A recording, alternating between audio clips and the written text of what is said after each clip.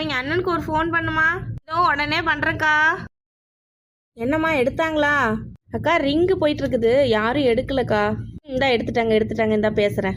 Hello, நான் சாந்தி பேசுகிறேன், பத்மா அக்கா வீட்டு பக்கத்து வீட்டு பொண்ணு. சாந்தியாது பூந்தியாது உனக்கு என்னமா பிரச்சனை? நேர்ல தான் டார்ச்சல் பண்றீங்கன்னு பார்த்தா இப்போ ஃபோன்லயும் கால் பண்ணி எனக்கு டார்ச்சல் பண்ணிட்டு இருக்கீங்களா? தான் அவளை எங்க வீட்டுக்கு கூட்டி வர முடியாதுன்னு சொல்லிட்டோம்ல, என்னத்துக்கு மறுபடியும் ஃபோன் பண்ணி இப்போ டார்ச்சல் பண்ணிட்டு இருக்கீங்க? அக்கா ரொம்ப முக்கியமான விஷயமா சொல்கிறதுக்கு தான்க்கா ஃபோன் பண்ணேன். என்கிட்ட சொல்ற அளவுக்கு உனக்கு என்னமா முக்கியமான விஷயம் இருக்குது?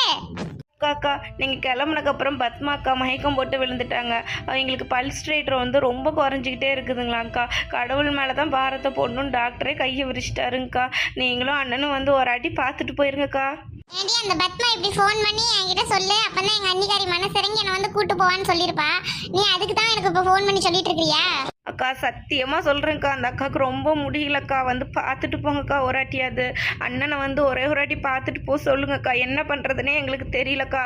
நீ சொல்றது உண்மையா பொய்யா அப்படின்னா எனக்கு தெரியாது. ஆனா உன்கிட்ட ஒரே ஒரு விஷயம் மட்டும் சொல்றேன், அந்த அவ செத்து போனா கூட எங்களுக்கு கால் பண்ணிடாத, தயவு செய்து உனக்கு எஞ்சி கேட்டுக்கிறேன். எனக்கோ என் புருஷனுக்கோ அவ செத்து போயிட்டா அப்படின்னு ஒரு ஃபோன் கூட அங்கேருந்து வரக்கூடாது, தெரிஞ்சுக்கோ.